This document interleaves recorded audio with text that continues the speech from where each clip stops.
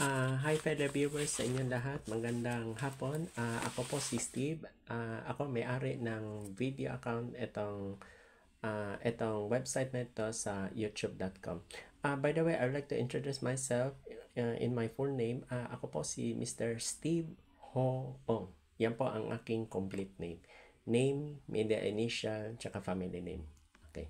By the way, yung mga hindi pa naka-download ng YouTube sa app, kung gumagamit kayo ng Android phone, pwede kayo gumamit sa, kung hindi kayo gumagamit ng Apple phone, pumunta kayo sa Google Play Store at hanapin YouTube. Kung may YouTube app na sa Android phone, diretso na kayo. Then sa Apple phone, pwede kayo dumiretso sa Apple Store. Then click or type YouTube. Kung Apple yung Android, yung cellphone niya. Okay, so much for this. By the way, itong video na ito ay para sa mga certified public accountant na nag-deposit sa Bangko Pilipino. Yes, these are the former depositors whose profession are CPA or Certified Public Accountant na nagpa-practice dito sa Pilipinas. Alam ko marami kayong katanungan, bakit Certified Public Accountant? Masasagot ko yung tanong ninyo. Marami akong answers. Una is, itong sasabihin ko, ito yung mga format ng yung sa accounting, di ba? Di ba yung accounting yung tinuturo sa atin sa commerce? Assets is equal to liabilities plus capital. Okay. Kaya ko ito na-mention itong topic na ito kasi doon na makakaalaman. Yes, kasi doon na malalaman kung kasi sabi ng Bangko Pilipino, mataas ang assets kaysa liabilities. I believe in that. Kasi kung percentage sa non-performing loan o NPL or CAR, Capital Adequacy Ratio, doon na malalaman kung ang percentage ba mataas o kailangan mababa. So, ang point ko dito sa video na ito, doon na malalaman kung ano ba ang pagkakamali or what went wrong. Yun ang point ko. By the way, sa lahat ng mga CPA na nag-deposit sa Bangko Pilipino, you are highly welcome to listen in this video. Hindi to boring kasi serious matter po ito. Uy, isipin nyo, hinihingi ng withdrawal case sa damage suit yung 18.8 billion na hindi pa nabayaran para maka-avail sa 25 billion loan package. Yan yung previous kong videos na parati kong binabanggit. Kasi magtataka rin kayo bakit ganon? Tapos bakit ang percentage sobrang taas? Kaya yung pagtapos itong video na ito, pwede kayo mag-post ng comment kung ano tama ang percentage. Yes, hindi ko i-off ang comments. Kahit criticize pa yan o criticisms, kumbaga sa Tagalog, kritisismo, okay lang yan. Ang sa atin is malaman na ang buong katotohanan. Yun. By the way, may sasabihin pa ako importante, yung audited financial statement, nag-investigate na rin kami, kasi ang pinalabas ng Bangko Sentral, wala daw silang sinamit. Siyempre, di ba? Paano sila makaka-avail ng emergency loan or another kind of loan na magsusumite ng audited financial statement? Kasi nag-investigate kami, mayroon silang sinabmit. Uulitin ko, mayroon silang sinabmit. At nag-submit pa sila ng collateral title. Ibig sabihin, yung property may titulo. Kasi I don't believe na wala silang sinabmit. Paano nangyari yon? Kompleto documents Unless kung may konting kulang lang, yon. Pero yung Audited Financial Statement or AFS, nakasubmit. Yun talaga ang totoo. Kasi kaya ko ito binabanggit kasi doon na makakaalaman sa bawat sasabihin kong format. Kasi ang sasabihin nila statement of financial condition, yung assets, liabilities, capital, yun ang susundin. Kasi chinek ko mabuti, okay naman eh. Hindi, more than 8.4 talaga sa totoo. Kasi kung isipin mo ang pinalabas nila, ang liability 32.3 billion pesos versus 8.4. So lumalabas, it turns out na si bangko pa yung nalugi, which is wrong. Fake news talaga. It was a fake. Hindi lang blackmailing lang ang nangyayari. Nagkaroon pa ng fake, biktima pa ng fake news ang Bangko Pilipino. Kasi when I analyze the all the pictures, paano magkakaroon ng Ponzi scheme? Try to think. Sa to pala, sa madaling salita pala, nag-invest pala yung iba para lang makasurvive yung bank. So I was thinking kung Ponzi scheme, parang nakakatawa. Very funny. So yun. Okay, hindi ko na patatagalin pa. Itong sasabihin ko, napaka-importante kasi doon na makakaalaman kung meron format ba nagkamali, kung assets ba ito, liabilities, o capital. By the way, lahat ng CPA, I don't know kung ma-memorize nyo ito, lahat ng format, nandito sa subject na ito kasi itong sasabihin ko, nandyan sa accounting subject. Kasi sa BSP na pinapapublish sa newspaper, yun ang sinusunod. Then, chinek ko mabuti, okay naman. Wala akong nakikitang mali. Unless kung may something's wrong. Yun. Ito. Okay, kumuha kayo ng papel at ballpen. Pakinggan nyo itong sasabihin ko. Ito ay based sa format ng BSP kung ito ay assets. Okay. Sulatin nyo assets. Okay. Ang entries, ito, sulat. Kuha kayo, sulatin nyo. Ito ang sasabihin ko. Cash and cash items. Cash and cash items. Next, due from BSP. Due is DUE from BSP. Assets pa ito ha. Hindi pa ito liabilities o capital. Next is due from BSP. Next is due from other central bank and bank. Then minus sign net. Due from other central bank and banks, then minus net. Next is financial assets at fair value through other comprehensive income. Ang acronym dito is FBOCI, then minus sign net. Minus sign net. Hindi siya deduct net siya. Ulitin ko. Financial assets at fair value through other comprehensive income. FVOCI, tapos minus sign net. Tapos ito, debt, DEBT, debt securities at amortized costs, minus sign net. Yan. Next is loans to BSP. Loans to BSP. Diyan nagka-problema. Itong sinasabi ko ngayon, doon na nagka-problema yung 2002. Yung nag-avail sila ng 4.5 billion pesos sa BSP.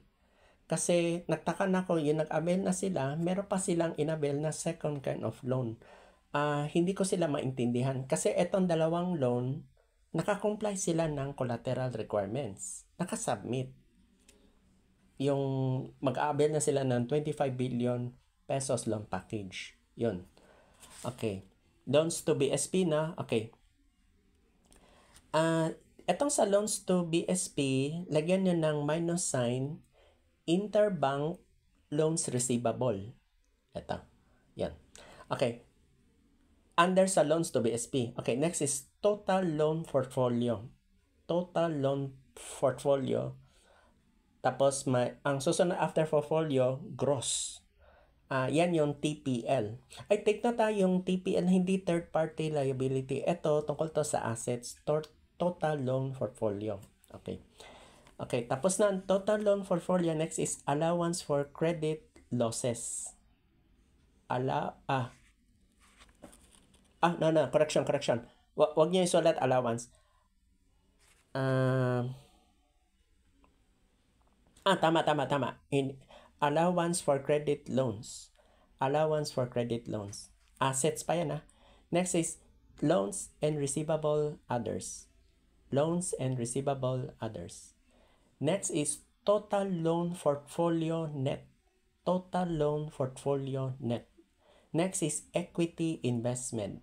Equity investment. Next is bank premises, comma, furniture, comma, fixture and equipment, minus sign net.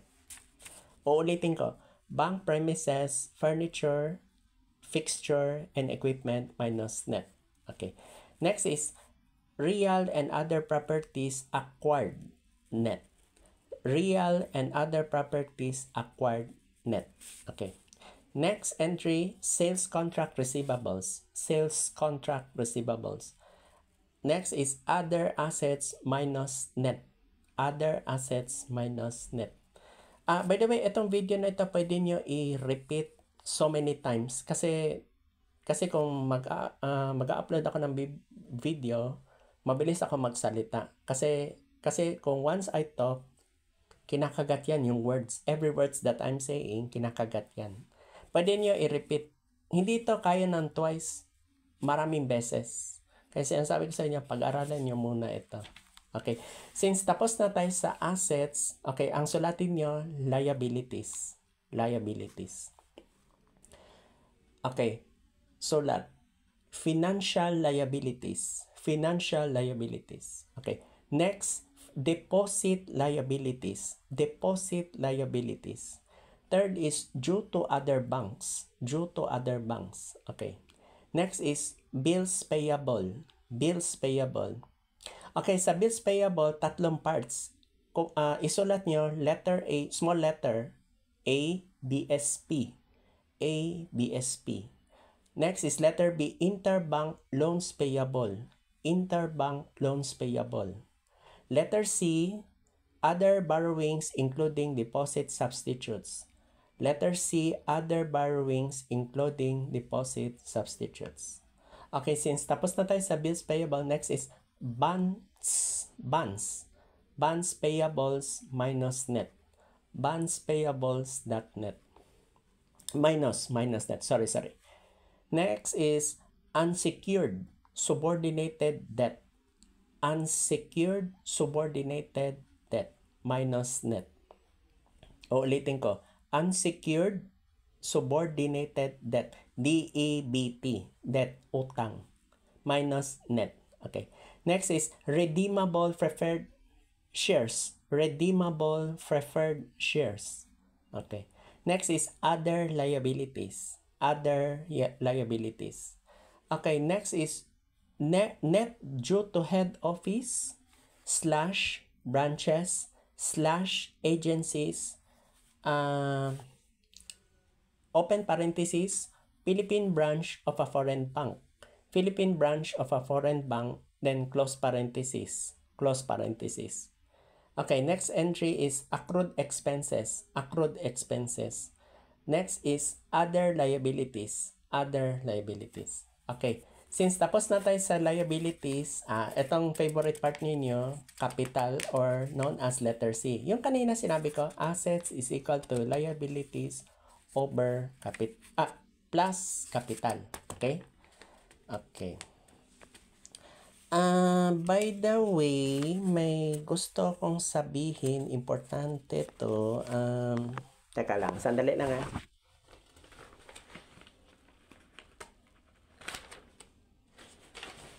Okay, ito, importante to. Okay, di ba, capital ang sabi ko, capital / owner's equity / stockholders equity. Letter C na tayo. Yung kanina, letter L, liabilities. Okay. Isulat, capital stock. Capital stock. Next is additional paid-in capital. Additional paid-in capital. Next is paid-up capital stock. Paid-up capital stock. Okay. Next is undivided profits. Undivided profits. Next is retained earnings. Retained earnings. Okay, sa retained earnings, may parenthesis yan. Open parenthesis, deficit, close parenthesis. Retained earnings, open parenthesis, deficit, close parenthesis. Next is other capital accounts. Other capital accounts. Okay, next is assign. Assign, A-S-S-I-G-N-E-D. A-S-S-I-G-N-E-D, capital. Assign capital. Okay. Then next is asterisk contingent accounts. Asterisk contingent accounts. Ay, by the way, contingent accounts, ang ibig sabihin ito, yung halimbawa closing time na, nasa loob siya ng bangko, yung depositors, nasa loob ka ng bank, then naabutan ng closing time, hindi pa siya nakalabas. Yan, counted po yan siya. Part siya ng capital. Kaya yung iba, yung teller, nababayaran sila ng overtime pay. Ang officers like cashier or manager, hindi po sila nababayaran ng overtime pay. Kung ako lang ang board of director, ay, naka-budget yan, with pay po ang overtime. Lahat sila. Yan po, kung ma-allowed na open for the third time, kasama na yung mga utang nila doon. Kung ano pa yung first and second closure liabilities na babayaran sa BSP or whatever institutions, we will go on. Pero meron akong bilin sa kanila. Ang sabi ko sa kanila, clear their names, clear their accounts. Kasi kung may unsettled accounts pa, hindi ma-reopen for the third time ang Bangko Pilipino. Okay, balik tayo sa contingent accounts. Okay, sulat, guarantees issued. Guarantees issued. Next is financial standby letters of credit. Financial standby letters of credit. Next is commercial letters of credit. Commercial letters of credit. Next is trade-related guarantees. Trade-related guarantees. Next is commitments. Commitments. Next is spot foreign exchange contracts. Spot foreign exchange contracts. Next is securities held under custodianship by bank proper. Securities held, tulong, under custodianship by bank proper. Ang held na sinasabi ko is yung tulong. Securities held under custodianship by bank proper. Next is trust department accounts. Trust department accounts.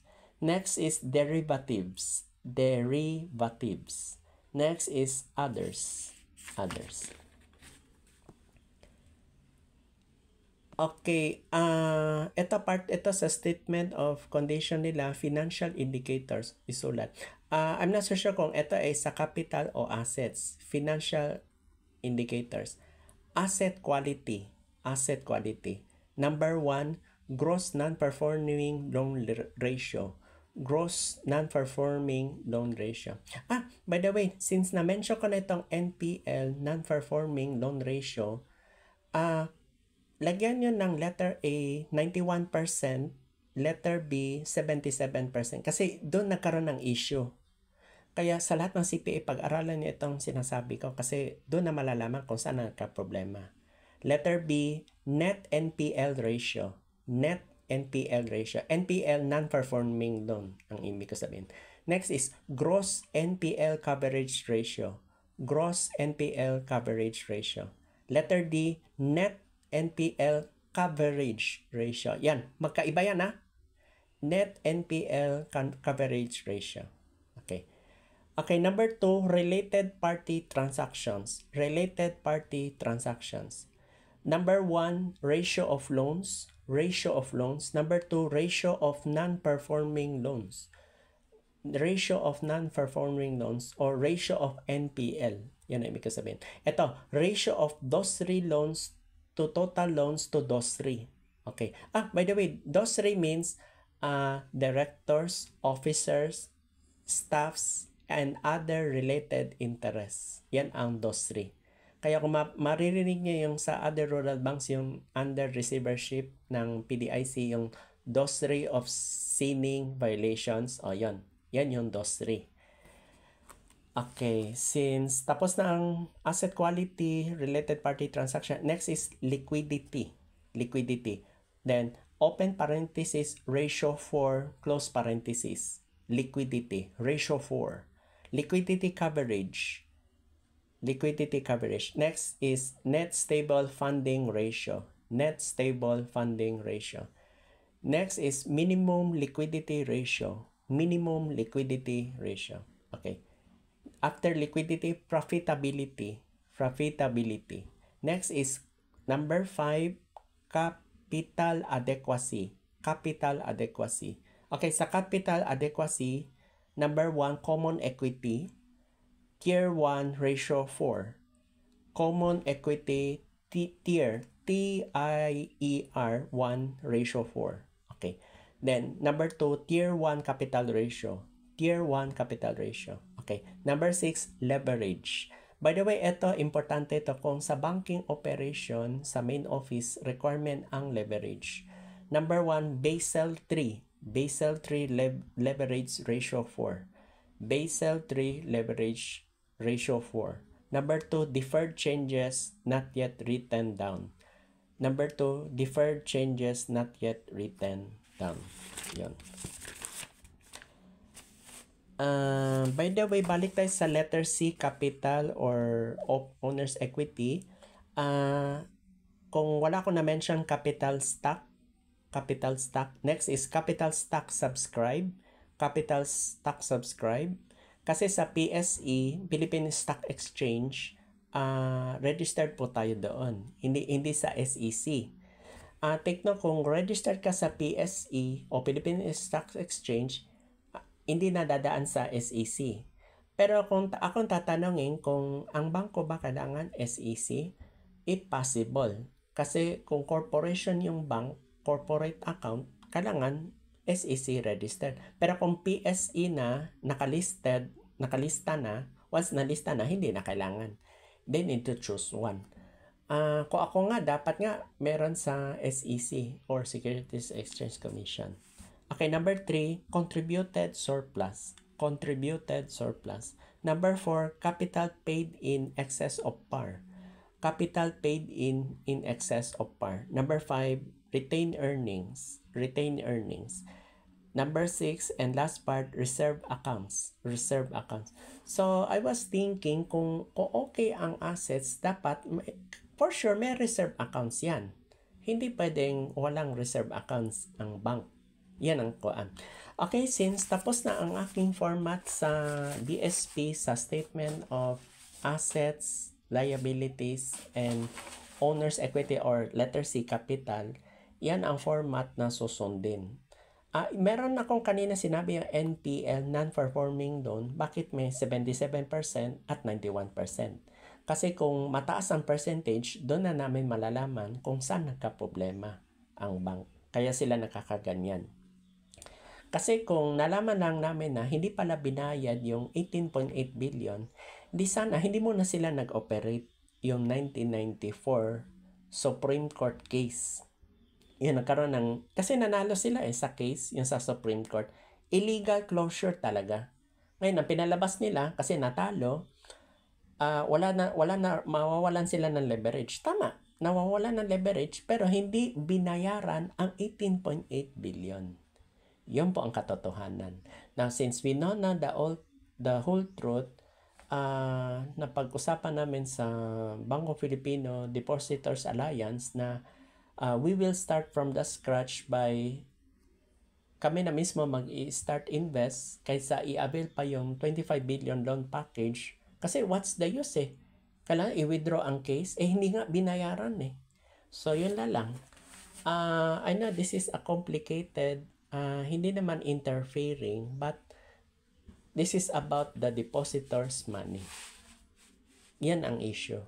Kasi para sa amin, hindi talaga bankrupt Hindi talaga bankrupt. Kasi isipin mo, na-blackmail na yung bank, na-biktima pa ng fake news. Yun ang issue. Yun ang issue.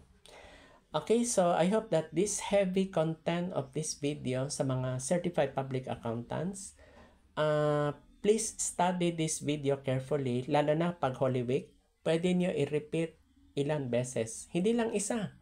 Kahit 100 times nyo pa i-repeat itong videos. Maraming viewers ang makikinig. And meron ako ilalagay hashtag CPA. CPA. Iba pa yung description na Bangko Filipino CPAs. Kasi ang profession nila, Certified Public Accountant. Kasi doon na magkakaalaman eh. Saan sila nagkamali? Or may pagkukulang ba ang BSP? Yan. Okay, thank you so much for listening in this video. Good afternoon. And before I say goodbye, this video is paid promotion label. Uulitin ko po, lahat ng aking Bangko Filipino related videos ay paid promotion label. At may hashtag na Bangko Filipino. So lahat ng Bangko Filipino related videos ay may hashtags. Thank you so much for listening in this video. Good afternoon.